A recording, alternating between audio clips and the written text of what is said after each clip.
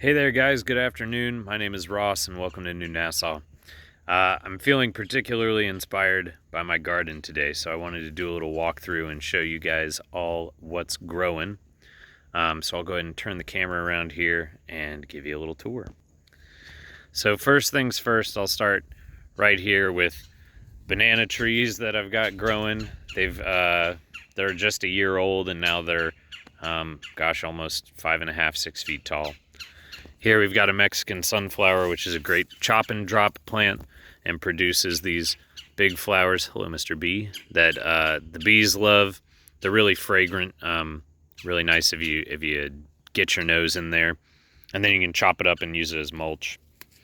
We'll start right over here. Hi, sweet girl. You're in the garden. Out. Oh, good girl. So here we've got our butterfly pea plant. These are those blue flowers that I post about all the time that are really good in salads and teas. Have a nice relaxing effect. Supposed to help you sleep. Buried in there is a dragon fruit plant. That's this guy right here. Here we've got some nice kale that's just been going nuts. I pick it all the time. Here we have an eggplant. Those are growing nicely, and I'm starting to see some flower buds. So I should be getting some eggplant here soon. Here's another one. Better view. Whoop, there's a leaf. Better view of the flower right there. Of course, we've got marigolds peppered everywhere. Back there's a shrimp plant, and that's turmeric there that's growing.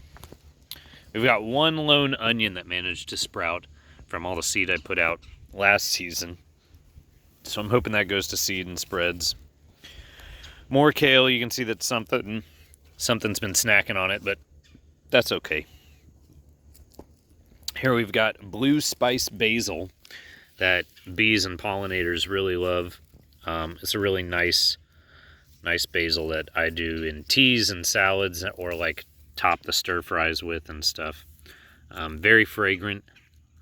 And I'm looking at making some smudge sticks out of this stuff too. But really pretty addition to the garden, and the bees really like it.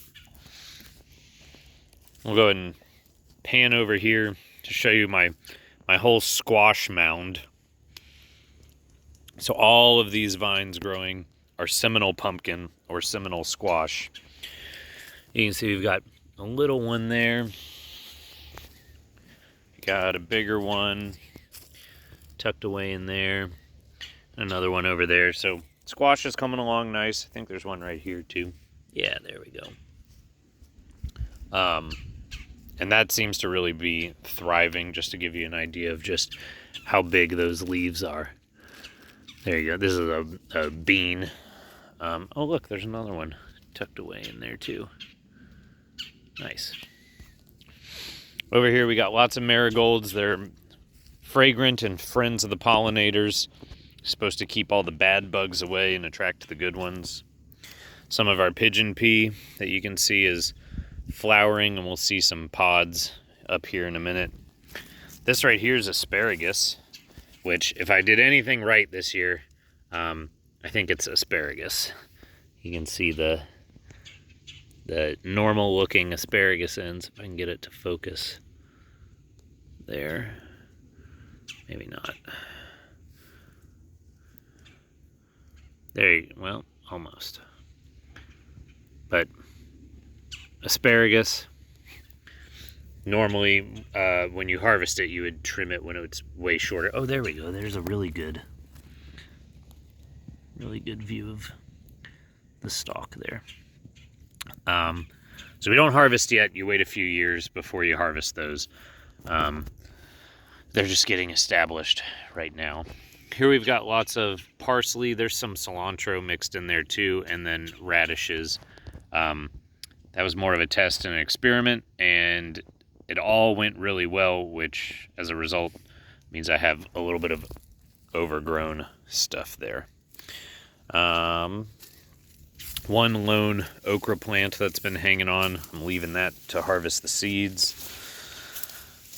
Get past all these bushes here.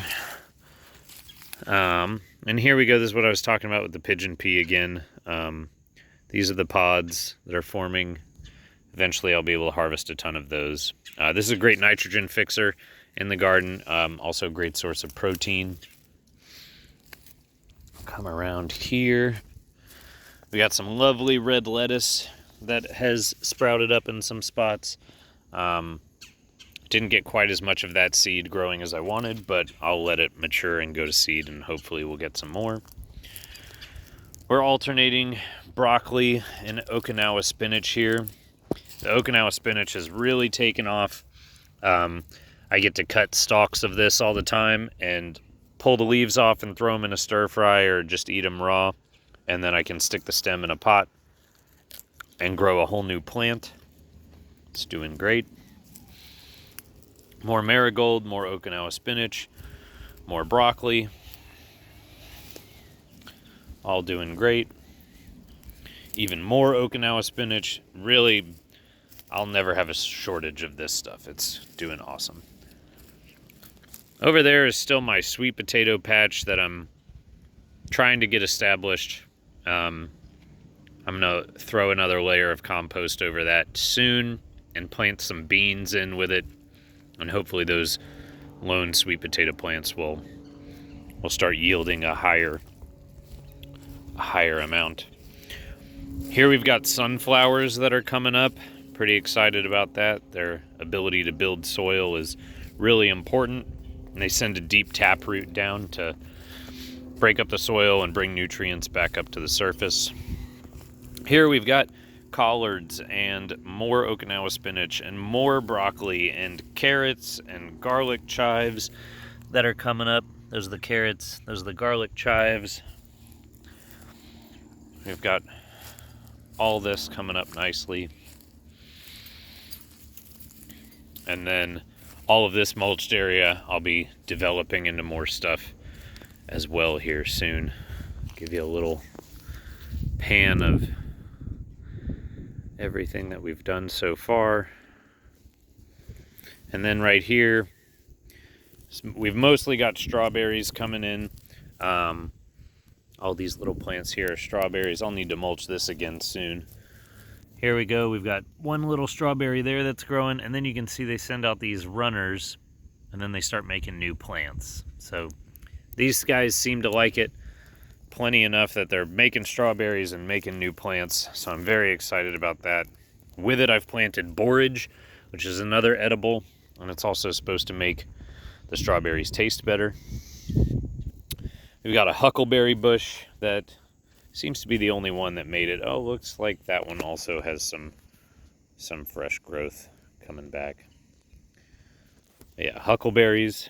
All the red plants are that cranberry hibiscus that makes a really good leafy, quote-unquote, green, because obviously it's red.